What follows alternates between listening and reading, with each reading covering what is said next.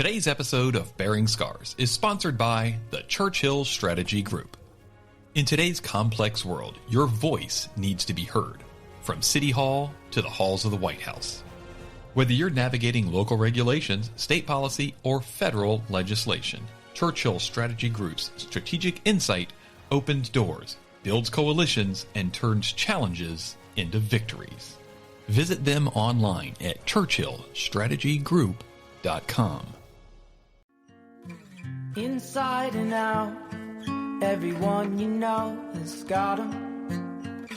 Your mom and dad and all your friends. Enjoy your scars, scars, scars. Enjoy your scars.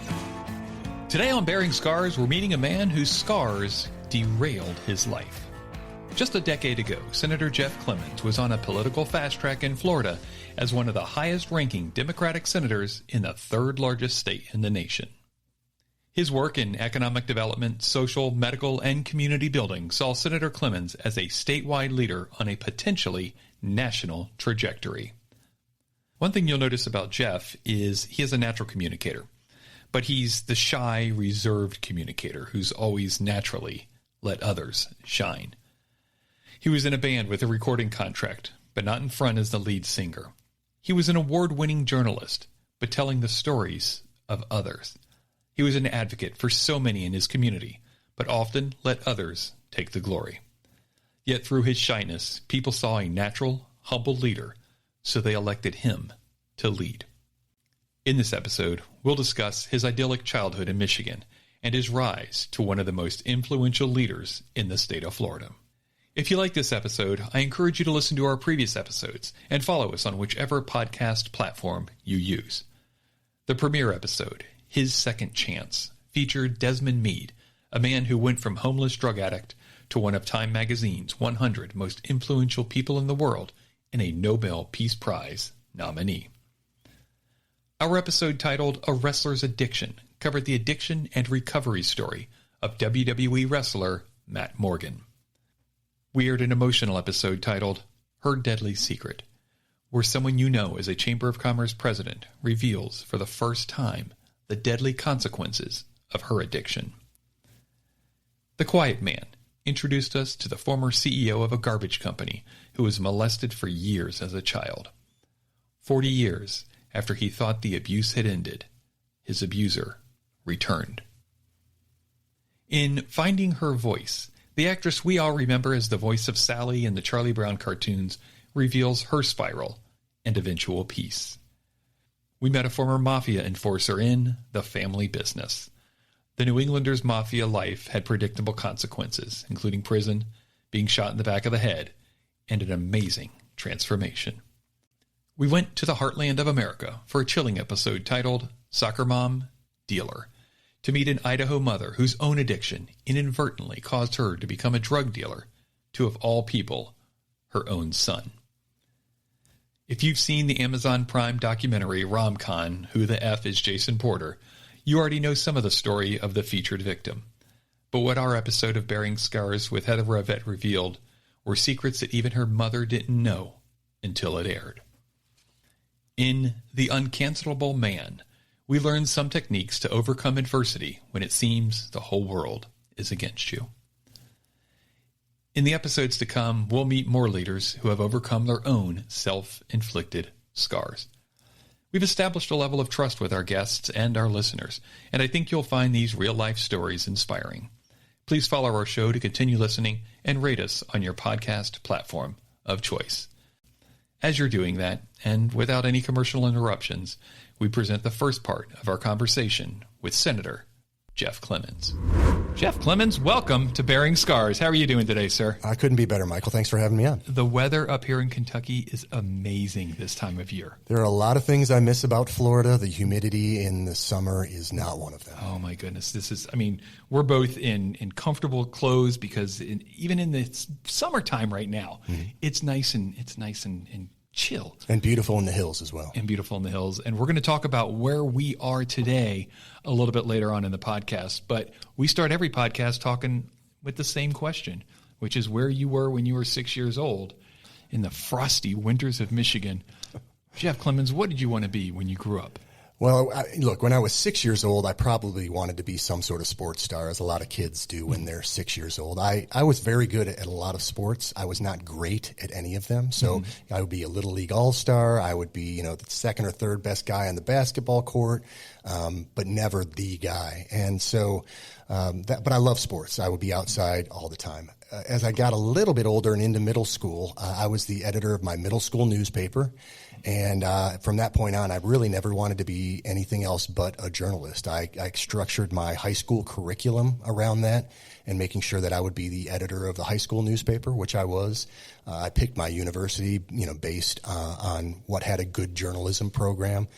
Pretty much everything I wanted was geared toward that. I wrote for my hometown newspaper when I was in high school just to try to get experience. It's really, I wanted to root out evil in government and shed light in places that other people didn't want it shed. And so as a seventh grader, what about government did you want to root out that you knew about? Or what was it? So you're in seventh grade and you're like, I really want to take down the evil that is city council member so-and-so, or what was that? What kind was of the a impetus? precocious seventh grader, right? Our journalism, it was probably an English/journalism teacher in middle school, showed us All the President's Men. I don't know how many of you have seen that Robert Redford movie, but it was about the Watergate scandal. And, they just seemed to be doing some really cool, exciting things. And of course, as somebody who loves sports, so I thought it would be cool to write about sports. A friend and I made our own little Sports Illustrated when we were in middle school and talked about the teams and the players. And, I don't think I had as much knowledge then, obviously, as I would gain later about what kind of good things government does and what kind of bad things government does. But I really liked the fact that there was something that they were doing wrong, and Woodward and Bernstein were there to try to make it better. Which one of those two did you most identify with? If you're looking at them, you're like, I'm the Woodward and or I'm the Bernstein. Which one did you think you were? Yeah, more the Bernstein. Of course, I just knew them as Robert Redford and Dustin Hoffman. Dustin Hoffman, thank you. The other actor was escaping me. I wasn't that attractive, so I was more the Dustin Hoffman character. But it was the Lou Grant, more likely. Yeah, right? I would say I met Bernstein later in life, and I think he was the true real in the dirt muckraker. And Woodward was amazing too, but he operated on a higher level. Wasn't one of them like just out of school? One of them was, if I remember correctly, one of them was like, it was his first gig in the government beat and somehow ended up being able to. Amazing how you find yourself in certain places at certain times and are able to take advantage of that. And they just worked and worked and worked. And they had a lot of people who didn't believe in them as well, and they had to convince not only their readers, but a lot of people that they worked with that they were legitimate. I went on to high school and did become editor of my high school newspaper. And I was at that point I had the bug because anytime you get that positive feedback, which I think you get in a lot of different careers, it's just reinforcing. And you'd get the positive feedback not only from the people in your school, from the work that you did, but I happened to be lucky enough to be named to this group in Michigan where they would do every year the top 10 high school journalists in the state of Michigan. And we would come together and do a newspaper ourselves. So, that was all, it was like winning an award or a gold medal, and so that positive reinforcement, that ability to be able to say, hey, look what I did. I think it became kind of a defining part of my life. Like I liked being recognized for doing things and I reveled in that and I wanted to do more things that were positive to get those feelings again. And when you were one of these 10 students that were selected, what assignment did the editor of that newspaper give you? Great question. So we we gathered at Michigan State University. I'm from Michigan. And we actually got to cover some things on campus that we wrote about. And then we were also supposed to interview some journalism professors. And so we did some of that as well. It was a really neat experience. It was you're a high schooler and you get to go to a college campus for a weekend and hang out, interview professors and college students. That's pretty heady stuff for somebody who's 16, 17 years old. And for Michigan State University, it was also a great way to recruit because That's where you ended up going to school, right? Yeah, they have one of the better journalism schools in the country, and even more than that, they have one of the top college newspapers in the country. And so that's where I ended up going to school. It's funny, I grew up a Michigan fan. I grew up outside of Ann Arbor, going to Michigan games, big Michigan sports fan, and then I went to the arch rival across the state. Yeah. How do parents feel about that? I was one of the first people in my family to go to college, so they were just happy that I was at university. And truth be told, I had a good grade point average, but I probably didn't have the grade point average to get me into the University of Michigan anyway. Right. You had to have a 3.9 or a 4.0. I was more of a 3.4, 3.6 type of student. So went to Michigan State and was one of only 2 freshmen hired at the school newspaper there, which is a very good daily newspaper on campus. My freshman year was only 2 freshmen on staff. So, and what was your beat? One of the cool things they did is they rotated every semester. So I covered administration. One of the great things you got to do, since Michigan State is in East Lansing, the capital is in Lansing, you actually got to go cover things at the state capitol. So what a great opportunity, again, for a student journalist to be able to go stand next to reporters from the Detroit News, the Detroit Free Press. And there were stories that I worked on where there were New York Times reporters there doing the same thing. So, yeah, I got to cover the student body. I got to cover administration. And then where I really made my hay is I became the opinion editor of the paper. Neat. Yeah. So I really reveled in working on the opinion page and writing. Not as a freshman, you weren't the opinion editor. I'm sure you were. I was as a sophomore. Wow. Yeah. So they saw a rising star there then as a sophomore to make you the editor, one of the editors? It was a very competitive environment because it was such a good student newspaper. One of the years I was there, we won the Pacemaker Awards, the best college daily in the country. And it was such a competitive environment. They would have 100 to 120 people apply every semester and only hire 6 or 7 people. So it was competitive just to get on the newspaper. And then once you were there, you were working with some guys, people who went to write for the New York Times, the Washington Post, the Detroit Free Press, the Philadelphia Inquirer. My classmates went to do those kinds of things. So, yeah, it was great. I think also, I had the advantage that I was opinionated. So that helps to have opinions and be the opinion editor, and it was very creative because you got to choose what your topic of the day was. And we worked as a team with the opinion writers and the editorial board. And, again, that immediate feedback, if we did something shocking or interesting on the opinion page, your classmates were picking that news. Of course, this is back in the day. I'm a little older. They actually had newspapers in every building on campus that were delivered daily, and they'd pick it up and read it, and you'd get that immediate feedback. So I think that's a defining kind of theme throughout my time. And we've talked about music, you and I, before, and so that that immediate adulation, feedback, whatever it is that you want to call it, that kind of fuels people like me, for good or bad. Now, you said you worked sports when you were in high school. And I have to ask, Billy Sims, Lions, early 80s. Yeah, he was the guy, right? Right. And then Barry Sanders. Wasn't very, well, that was much, but you had Billy Sims. You had 2 good years that you had the Lions. Poor Billy. I know. Oh, poor all Billy. those guys back there in the day, but I am a diehard Lions fan, have been forever. If you've seen my Facebook page, I post about them a lot. It's tough being the team that loses a lot. But you got to stick with your team. And I think some people have claimed that it is child abuse that I raised my children as Lions fans. I like to think of it as a growing and learning experience. You can't always win in life. Right.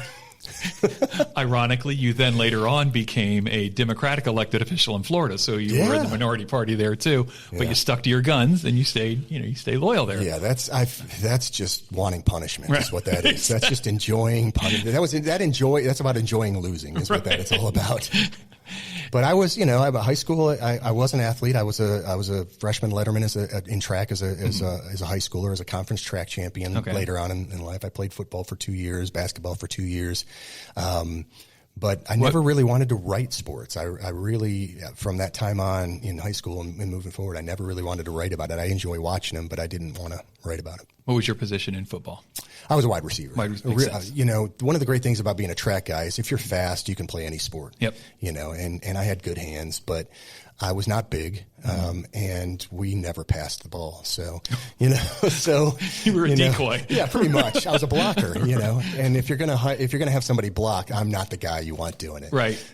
So, you catch 3 touchdown passes in a preseason game and then never see the ball for half the season. So you were a point guard or shooting guard? I was a point guard. Point guard makes sense. Great passer, little light on the outside shooting. Right. I could get to the hole, but and put the ball in people's hands, but never really much of a good shooter. It's the quarterback of the basketball team, though. It is, and it led to a lot of great memories. I played in 3-on-3 basketball tournaments all throughout my 20s in the summer. Had great times with friends doing that, and really enjoyed it until I just got too old, and 4 knee operations later, I can't do that kind of stuff anymore.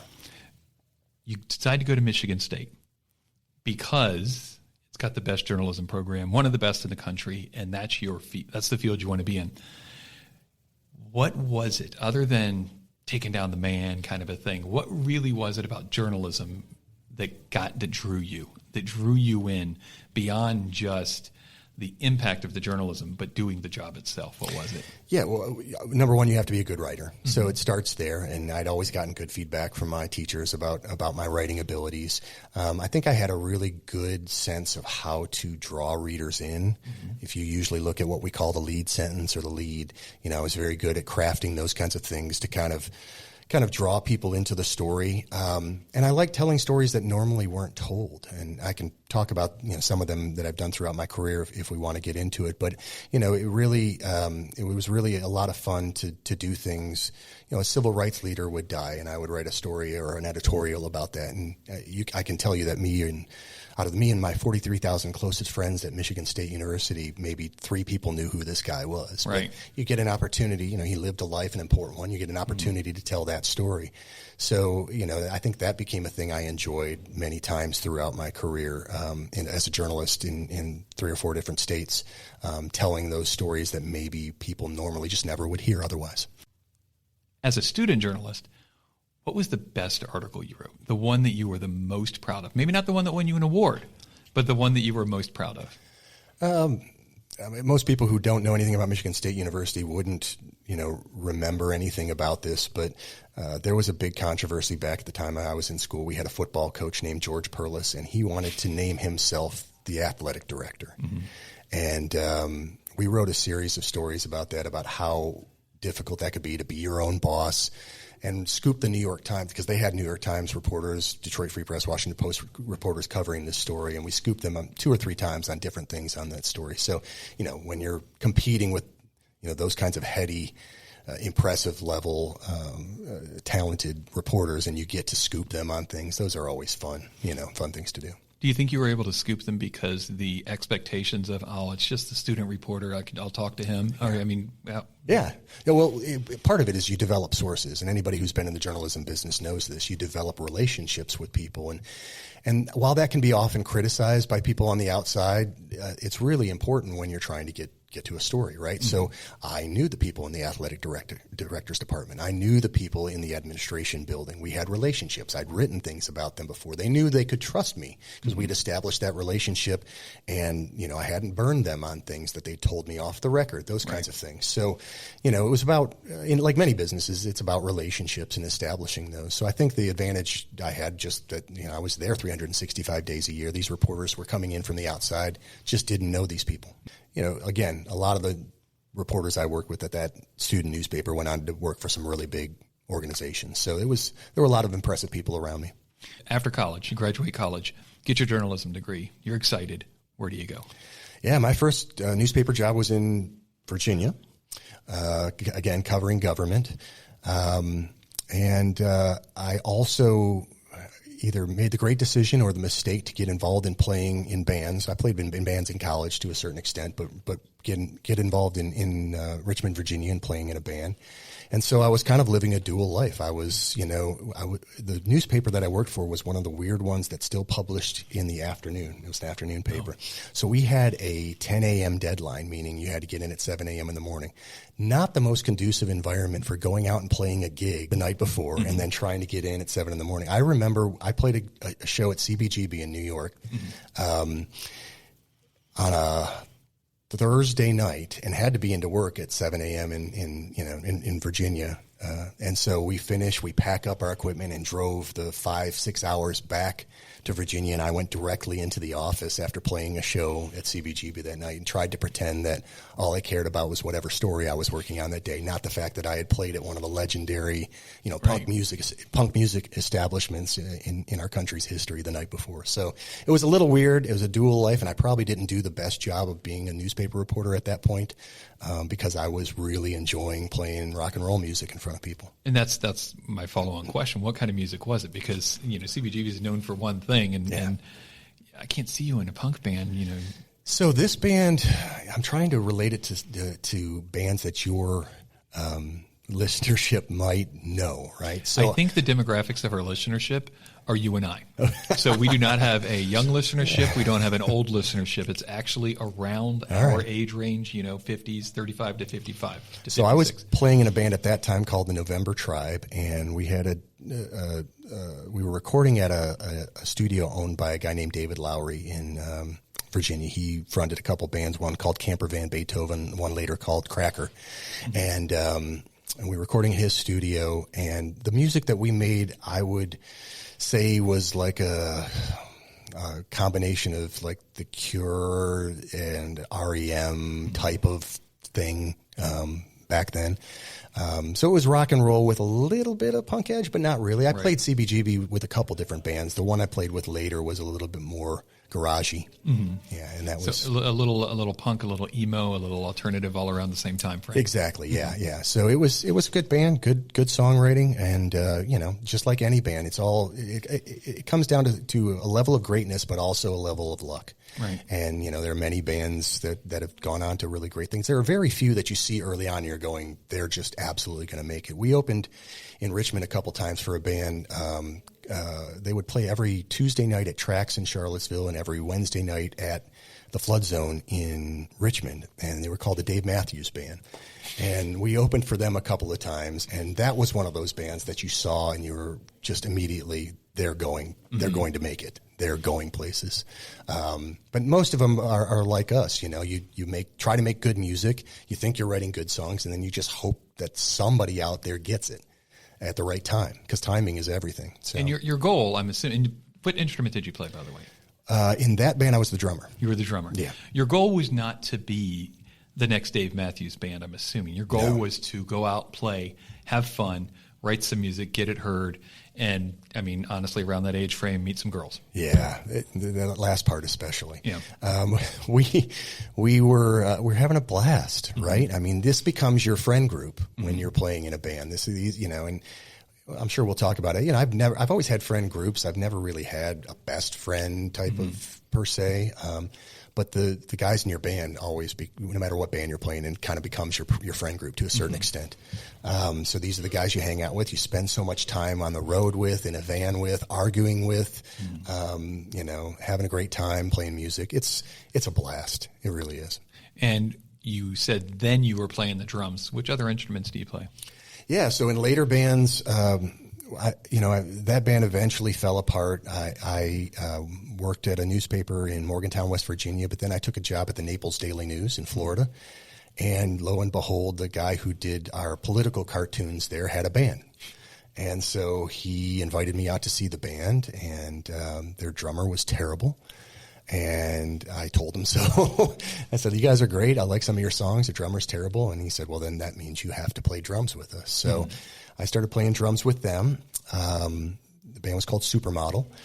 We started doing well, playing around Florida and a little bit outside of it. And we signed a deal with a label out of Miami that distributed us through RCA. And shortly before we signed that deal, we had to fire our bass player because he was a heroin addict. Right. Yeah. So here, Michael, here's how a musician on drugs?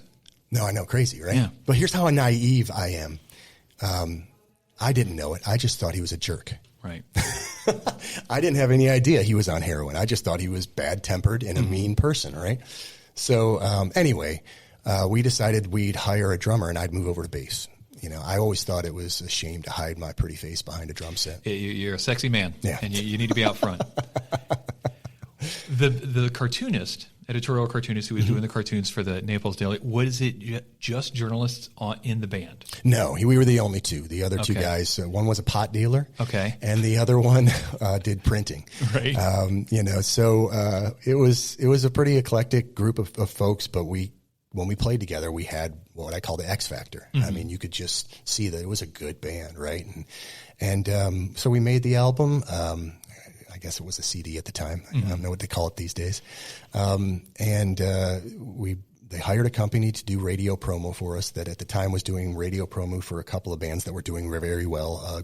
A band called Creed, a Florida band called Creed, and a band called Three Doors Down. And we didn't sound really anything like this. So this band was the one. Because they sound alike. Yeah, they do. So this band, Supermodel, was the one that was more of a garage rock type of band.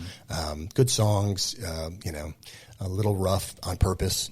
And so we didn't sound anything like those bands. And those bands were the ones that were doing really well at the time, right? So unfortunately, I think our timing was just off, a few years later, maybe. But we were on the radio in 16, 17 markets, and we would tour around and play those markets. And we'd do the radio interviews and then play shows. Some of them were free shows in return for, making sure they were playing. Yeah. And the record company would help fund that. And finally, after they probably spent somewhere between 150 and 200 grand on us, we just didn't sell enough albums for them. And what's weird about this is when you don't sell albums, record companies stop giving you money. Interesting. Yeah, it's quite the phenomenon.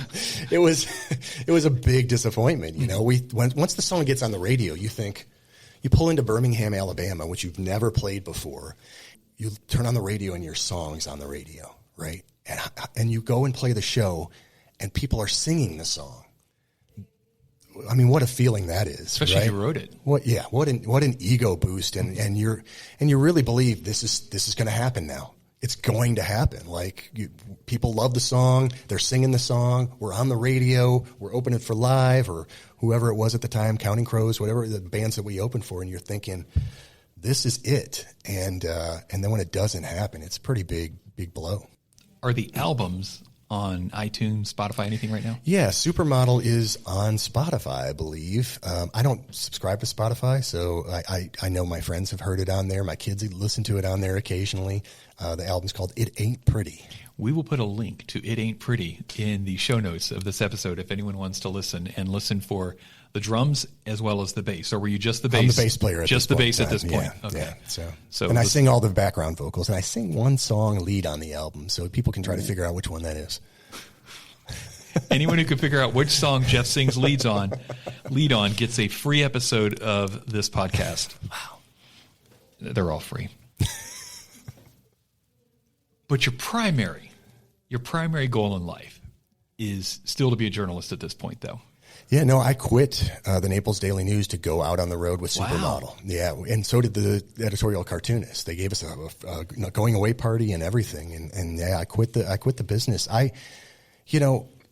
This is going to sound weird and probably egotistical, but I always had a feeling growing up that I was going to do something really cool or great or interesting. Mm-hmm. I just always had that feeling. Obviously, I thought it was going to be in the journalism business. I would break a big story and people would know my name or whatever because of that. But I always had the feeling I was going to do something. So when it wasn't journalism, I thought, well, maybe it's rock and roll. This is going to be, I always loved rock and roll. And I spent a good portion of my time in my basement teaching myself how to play drums. So I thought that was going to be the really thing that I was really great at. Mm-hmm. It turned out it wasn't. I was good at it, but I wasn't great at it. I did that. And then when that fell apart, I had to start over again, right? I had to figure out what was next, what I was going to do with my life that was going to lead to something interesting. You've said a couple of times already that you were good at something, but not great. How frustrating is that? Yeah, right. When you think you are great and then you realize you're not, how awful is that, right? Yeah. So it's frustrating. It is humbling, to a large extent, because I always thought I was going to do something really great, and interesting. And then, when it doesn't work out that way, you have to try to reset. It's hard. Mm-hmm. It's hard to reset. And a lot of people don't understand that because maybe they never had the same, whether it's aspirations or the same brush with that kind of greatness, when you can get on a stage and play in front of 20,000 people and think, this is awesome and I'm going to do this for the rest of my life, and then you don't. Mm-hmm. Yeah, it's a blow. You have to reset. It's hard. How did you reset after the music didn't work out? It took me a good year and a half to figure out what I was going to do next. I worked for a small publishing company and hated it, writing newsletters, believe it or not. It was awful. It was, I think I wrote a bankruptcy newsletter for bankruptcy attorneys. Terrible. Sounds very fascinating. It was so bad. And I was trying to figure out what I was going to do next, and I started getting involved in my neighborhood. At this point, you're living in Lake Worth, right? Lake Worth, Florida. Yeah, I joined the Kiwanis Club, and I started getting involved a little bit in my neighborhood. If you've ever been to a neighborhood association meeting, you walk in the door, and when you're new, you're the fresh meat. Mm-hmm. They want you. They immediately are going to sign you up to do things. So within 4 months of my first neighborhood association meeting, I think I was vice president. Mm-hmm. And within the year, I was the president of my neighborhood association. Alphas are going to alpha. Yeah, something. Or it could be that. It could be just that nobody else wanted to do it. I'm not sure. But suckers are going to get suckered. Suckers, right, exactly. Right. Maybe we're both the same, suckers and alphas. So I was trying to figure out how I could get more involved, but still continue to use my journalism experience. Mm-hmm. And I was very naive. I applied for a job as a legislative aide to a state representative. Mm-hmm. And I thought, well, this is great. I'm going to be a spokesperson. I'm going to be writing all – I see you laughing already. I see you laughing already. And in retrospect, it's hilariously funny. But for someone who didn't know how these offices work, I was naive about it. I'm going to be writing all these press releases and doing newsletters and all that kind of stuff. So I got the job. I went to work as an aide to a state representative named Mary Brandenburg, who represented the coast of Palm Beach County, West Palm Beach, Lake Worth area. And worked as a legislative aide for her. And it was eye-opening, but in a good way. I wasn't doing spokesperson work. I wasn't doing, I wrote the newsletter and then she would just rewrite it, which I always thought was amazing considering I had like 12 writing awards, but it's her newsletter. Yep. So, but what I really enjoyed about it was doing the constituent work. And that's something that nobody ever talks about when it comes to politicians is constituent work and the things you do every day to help people that will never be a newspaper story, that will never become something that everybody talks about in the community or a point of debate that everybody argues about like we do in politics.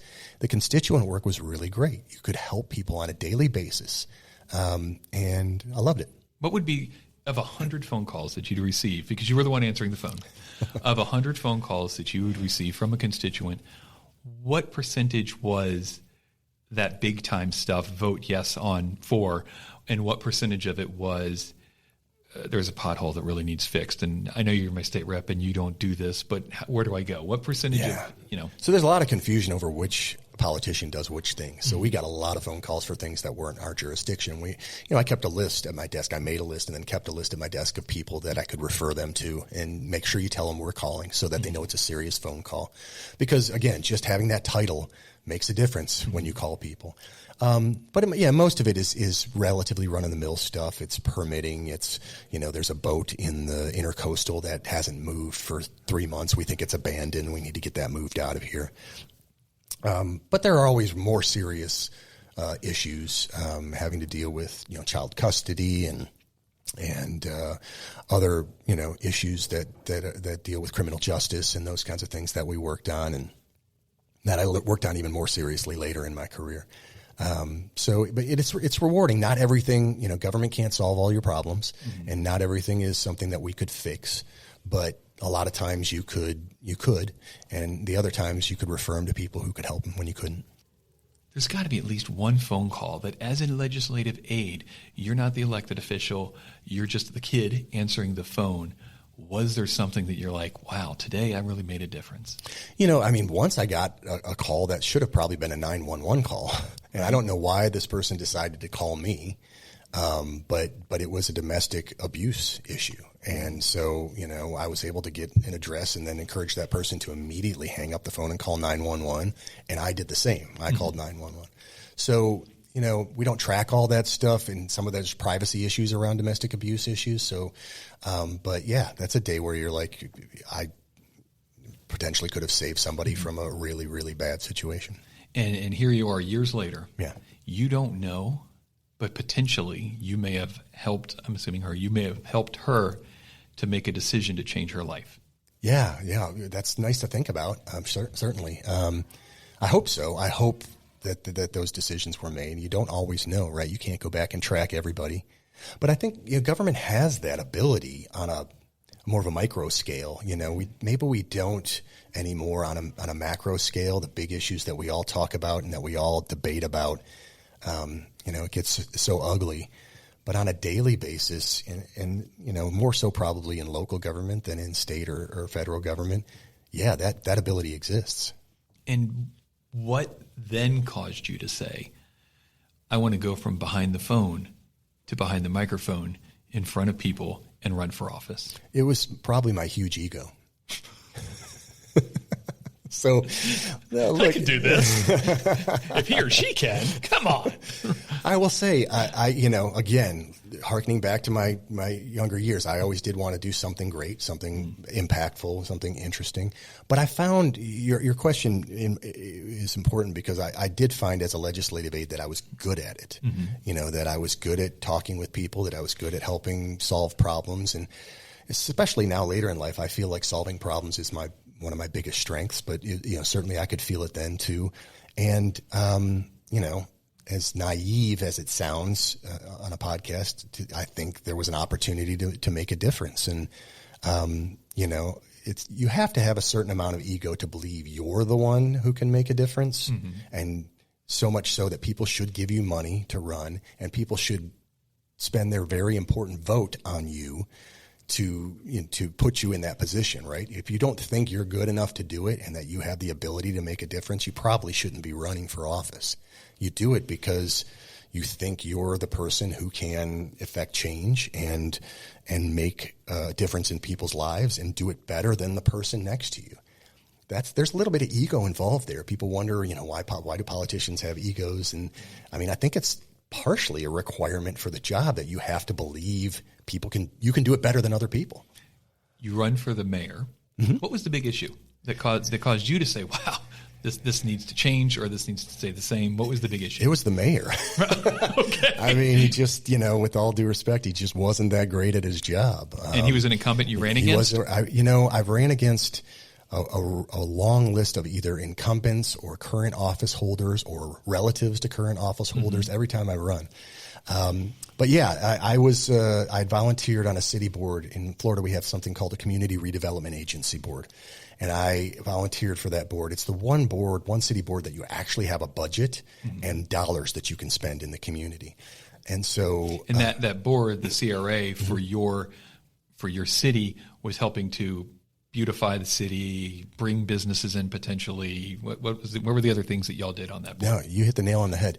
So I was on the board for 6 months and they made me the chair. Mm-hmm. And there's a running theme here. Yeah, I guess that people just draft me into things. So I sometimes draft myself. I'm willing to admit. So, we did a big beautification project at the entrance to the city and rezoned it to attract business to those corridors that were pretty run down. In Lake Worth, they're called 6th and 10th Avenues. They exits off of I-95 there. And it was an important project, not just because it helped beautify the city, but it actually was proof of a concept that we could do things positive here. There was just a long-running issue in the city of people saying, the city has so much potential, but they never get anything done. So that project was a great stepping stone for us to say, look, we can accomplish things here.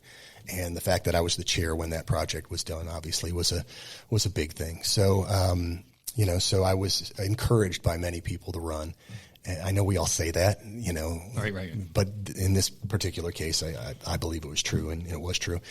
And so, yeah, I ran against an incumbent mayor. Very difficult to run against an incumbent. They have, the bully pulpit and probably better funding. Yep. In fact, that's a recurring theme in my elections, having less money than my opponent. And so, I won and was really happy and excited to be the mayor. It's a place where you can get things done. And I still think no matter all the things I've done in my life today, people they're most impressed by that title for some reason. Mayor. How long were you the mayor, and what is the one thing or one or two things you did that you were like, wow, I'm pretty proud of that? So I was only mayor for one term, and we'll talk about why. But I got an extra 8 or 9 months because we switched our elections from March to November. Mm-hmm. Not anything I advocated for, but that's just something they did. So a couple of things. We had a beach restoration program that had languished. We had a building out on the beach called the Casino. It's no gambling, but out on Lake Worth Beach that had languished for a decade and needed to be, frankly, torn down and rebuilt. There was just no way to save the building as it stood. So I was able to, we had gotten $5 million from the county. They were going to pull that away from us because we had done nothing for 2.5 years on it. So I was able to preserve that funding and keep the beach funding there, and they later were able to before I left, start the beach reconstruction program. We redid 7 or 8 city parks while I was mayor. I think the two things that most people would remember is we were able to, after trying for a decade, we were able to bring a Publix to downtown Lake Worth, which, say what you will, either way, people love their Publix, and we really needed a grocery store in the city. We didn't really have one. It's a small 35,000 person community, just to the immediate, we border West Palm Beach. And, people would go to West Palm Beach to grocery shop, or they'd go to Lantana or West, and so, getting that grocery store there was great. And, we got them to put in an old school Publix with like the wings and the portholes, Art Deco. So it was beautiful. And then the other thing was a very controversial decision that I and a couple of my council members made. We had an old county building that, they were vacating, and many folks we owned it, the city, and many folks wanted us to use that to expand our offices. They were in an old building. We instead made the controversial decision in a 3-2 vote to lease that building to an organization called Compass, which was the LGBTQ community group.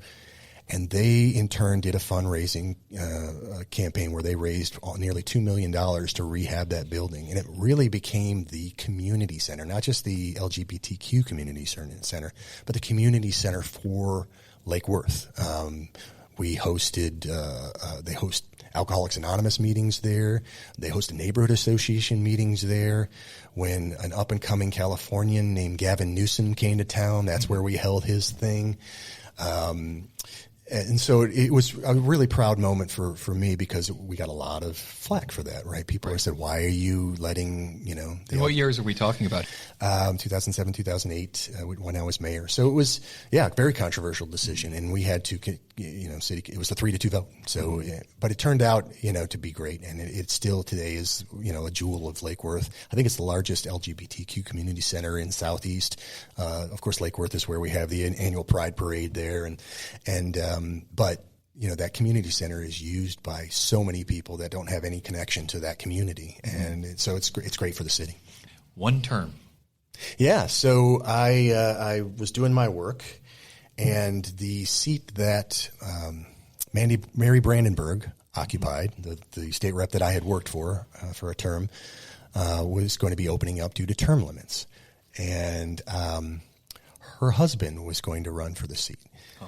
So it was pretty controversial that I announced that I was going to run and not run for re-election as mayor. I finished my term, but not run for re-election as mayor and run for that state rep seat. And, I was running against a lot of Tallahassee money because Mary was doing what she should do, being out there raising money for her husband. And her husband was the sweetest guy in the world.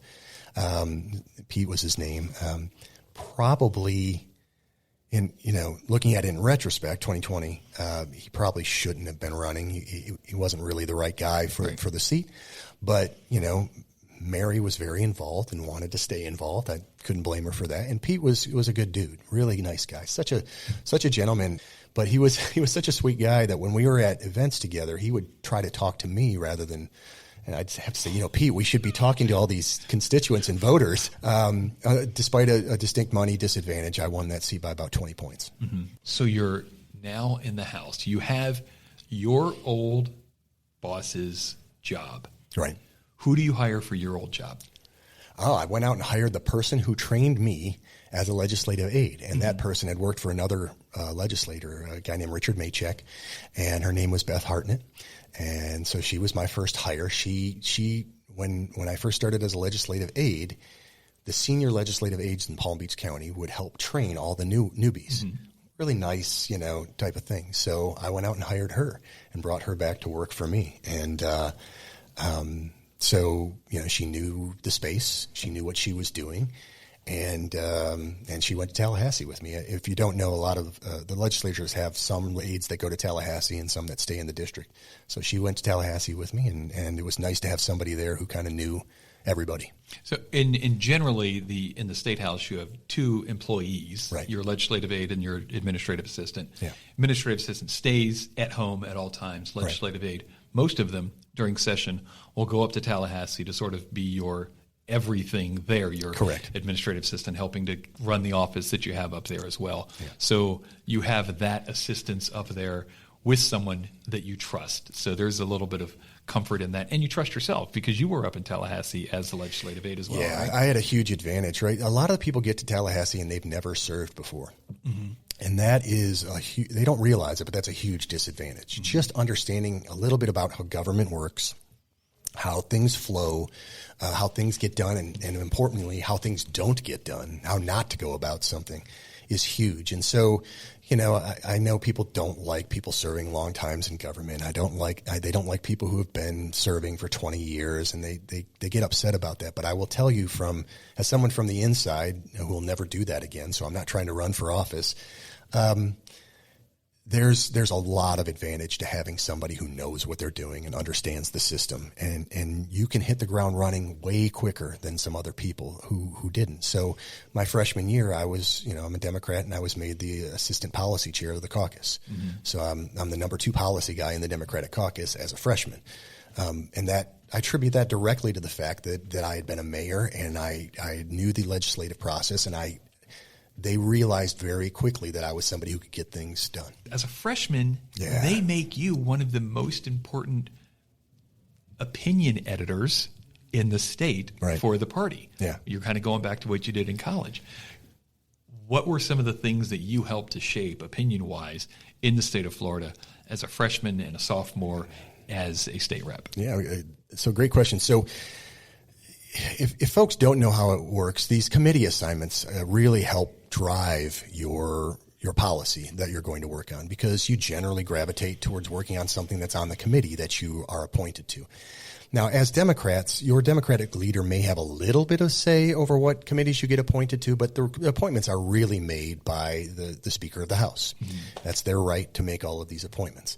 It is not uncommon for the Speaker of the House or the President of the Senate to use those appointments strategically. If you've got people who you think are more amenable to your position on the Democratic side, you put them in places where they're going to help you. Mm-hmm. And if you've got people who you think are strong opponents of your viewpoints, you put them in places you're going to languish. I got appointed, one of my committees was to the Government Affairs Committee, mm-hmm. right? And where people think that is just the most boring thing ever.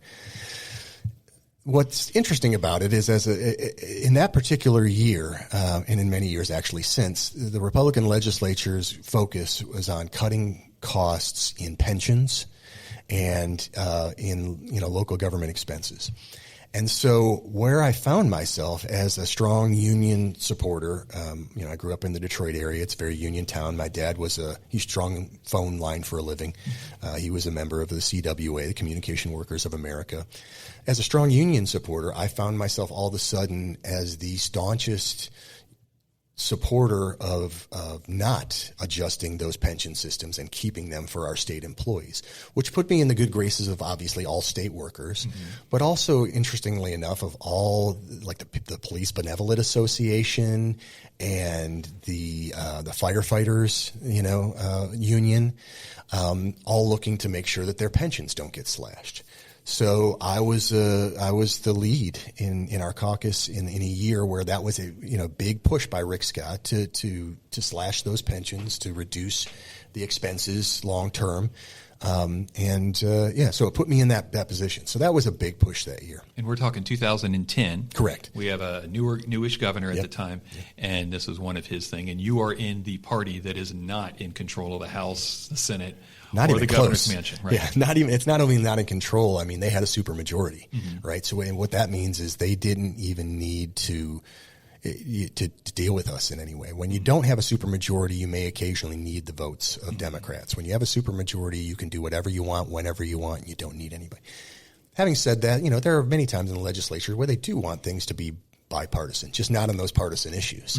Right. The big naming of issues. roads, things like that. That's very bipartisan. Yeah. My most famous bill from that time was definitely not at the time bipartisan. It later became bipartisan, but I was the original sponsor, the first sponsor of any medical marijuana bill in the state of Florida. And what year was this again? It would have been in my second year in the legislature, 2011. Well, I'm sorry. I was elected in 2010, so it was my first year in the legislature. I was told by many allies, don't do this. This is crazy. You're going to mark yourself as a weirdo, as a drug addict, and for those people who don't know me, I've never actually tried marijuana, and I don't drink. It's just not my thing. I'm not opposed to it philosophically, though. And for me, it was a partially criminal justice issue. Like, we were incarcerating a lot of people that we shouldn't be incarcerating. And frankly, that should be a financial issue, too. When you put a bunch of people in jail, it costs you a lot of money to house them. So anyway, I ended up filing the bill, and it was, it's not going anywhere. And I understood that. But it gained me a lot of publicity. And actually, I heard from a few off the record Republican colleagues who said they agreed with me. And, but yeah, it was a really interesting first year. I made my mark in debate on the floor, and the Florida Trend did an article, the three most exciting, promising freshmen. And it was, Richard Corcoran, it was Matt Gaetz, and it was myself. That they did the future Speaker of the House of Representatives, future congressman, and you. And and Florida Trend is the state's business magazine, right, and also covers some politics as well. So you were in some pretty good stead there. Yeah. It was heady times, right? I was really thinking I was going to do some really cool things, and frankly, in the way that the Florida legislature works, they really like to pick their leadership early, and too early in my mind. But I was definitely on track to be the Democratic leader of the House in a few terms. That's no disrespect to anybody in my freshman class, but I mean, that's just the way it was heading. But then redistricting came along. And of course that changed everything.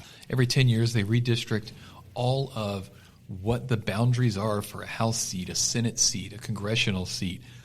And when that happens, you end up being districted into your house is now where? Yeah. So for me, especially, it was very, tough decision. I made the very tough decision to run for the Florida Senate against one of my Florida House colleagues, a gentleman, a state representative named Mac Bernard, who, to this day is still probably one of, if not the best campaigners I've ever seen. And, I beat him by 17 votes. 17 votes. There's a recount there. There was a recount, yeah. 17 votes out of how many voters?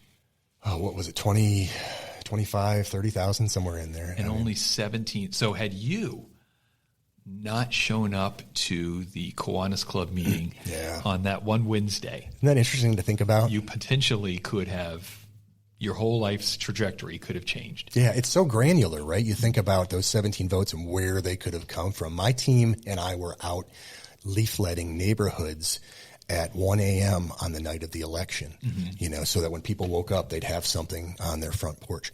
I set up my time during the day. I went right into enemy territory, right in where Mac's strongest support was, and that's where I spent my day at the polls. Right. And I spent it there all day. A lot of people like to go different places. I think you waste time traveling. So I just like to pick one place and be there all day. I set up at that polling location all day, and I talked to people about affordability issues. I talked to them about my union support.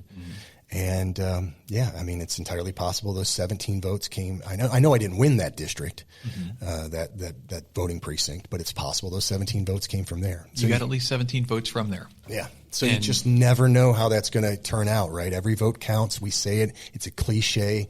I lived it. You've lived it. Yeah. It's not a cliche. Yeah. It is a fact. Yeah. And you went out there and win this election by 17 votes. There's, of course, as the recount's going on, you and your opponent, are you getting along at this time, or is there a little bit of conflict? Yeah, it was tough. We were colleagues in the House, and we always got along very well. I roasted him at a roast, probably 7 months earlier before we both decided to get into the race. There was a lot of tension. You're in this warehouse where people are counting votes. You've got your people there. He's got his people there. When the supervisor of elections finally came over and showed us both the total, she pulled us aside and showed us both first. I turned to him and we kind of both sighed, and I reached out and offered my hand. He shook my hand, but nobody behind us knew who had won. Right. It was a tough moment and tough for him. And obviously you're happy you win. In retrospect, I look back on it. It was so difficult for both of us. I think we handled it as well as you could have. Mm-hmm.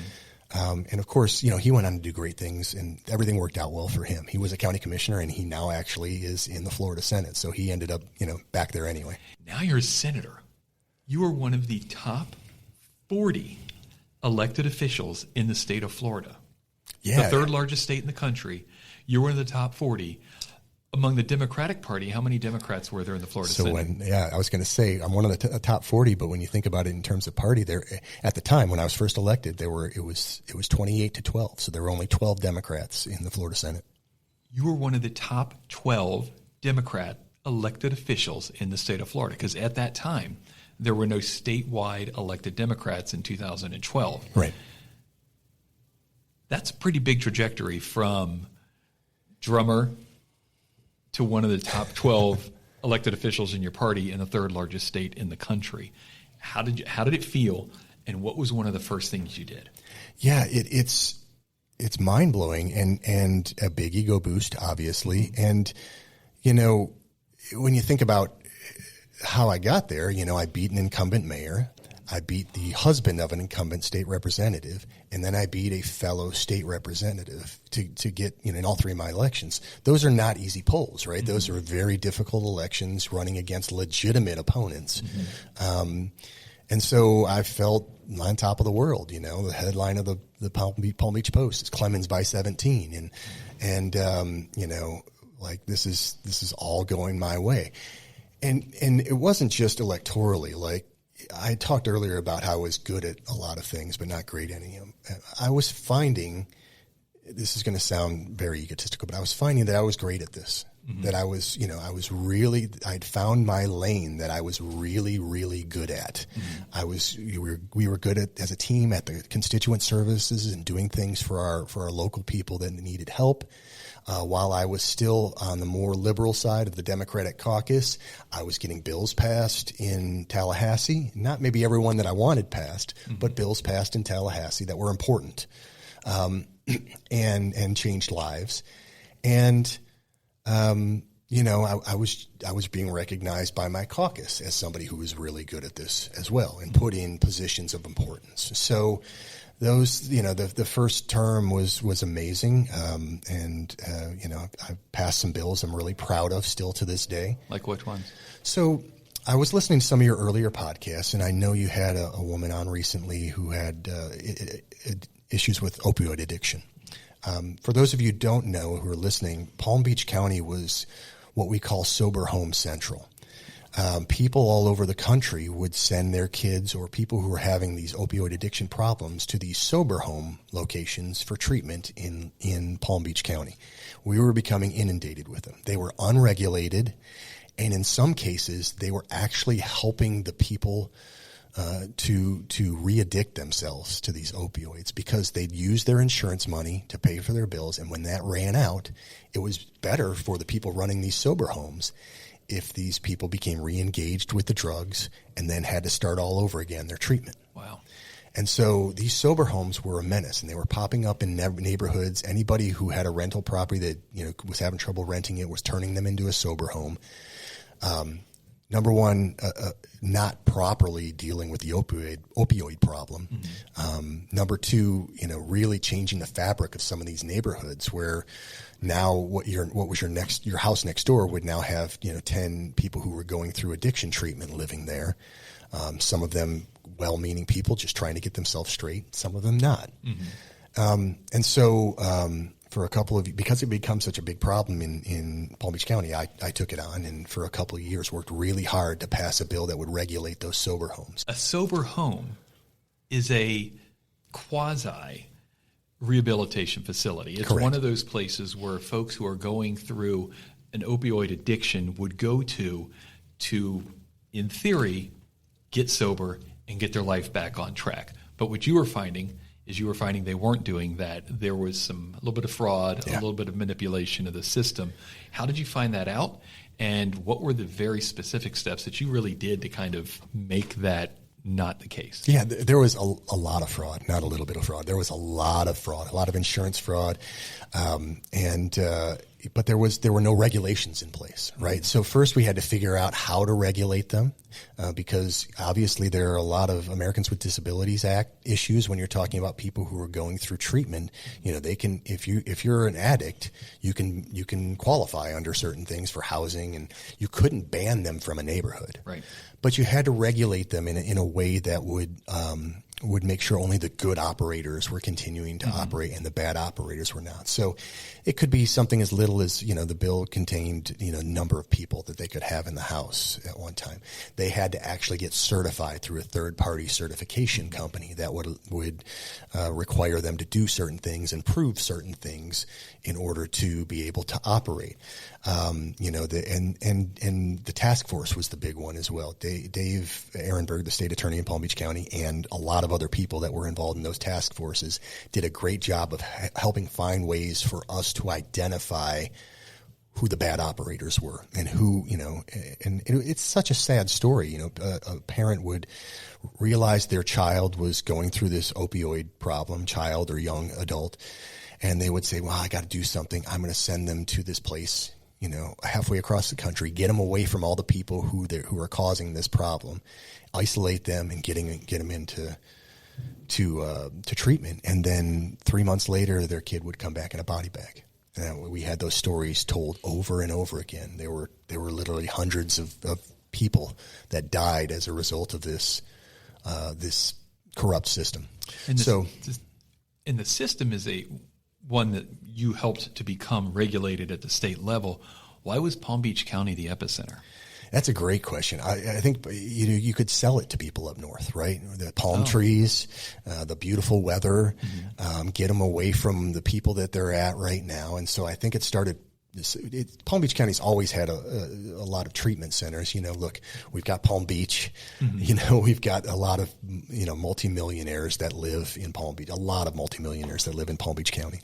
And so, when you have expendable cash, you can use it on opioids or whatever your drug of choice is. So Palm Beach was always an epicenter for that kind of stuff. But I think it just grew when people realized, hey, I can send my kid somewhere nice and have them get treatment. And in reality, that was not happening. You also did a lot of work in helping to ensure elections were more fair, in the sense that they were not just fair for folks who were currently taking part in them, with expansion of places where people could go and early vote, but also ensuring that some folks could take part in them that may not have been able to in the past. We'll talk a little bit about how you help make elections a little bit more fair in Florida. Yeah, and I don't know if your podcast listeners know, but that's how we first met, and your good work with elections as well, in a very bipartisan way.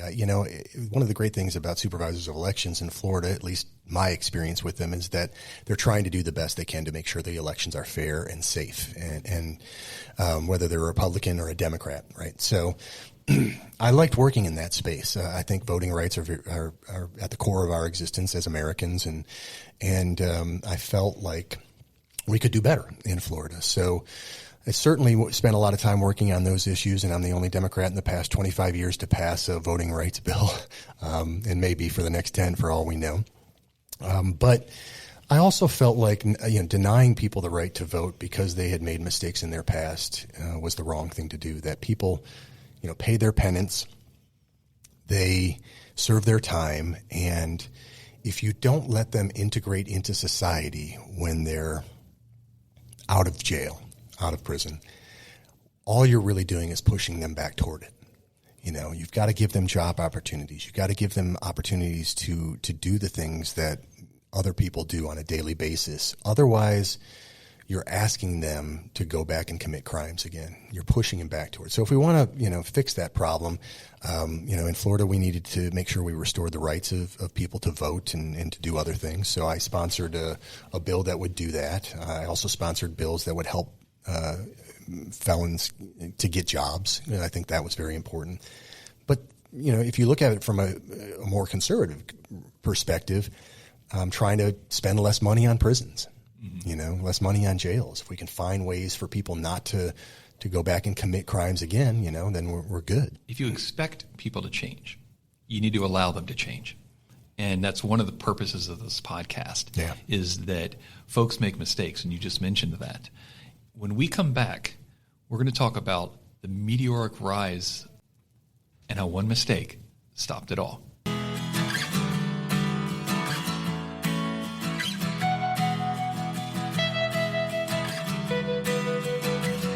Tell me something good.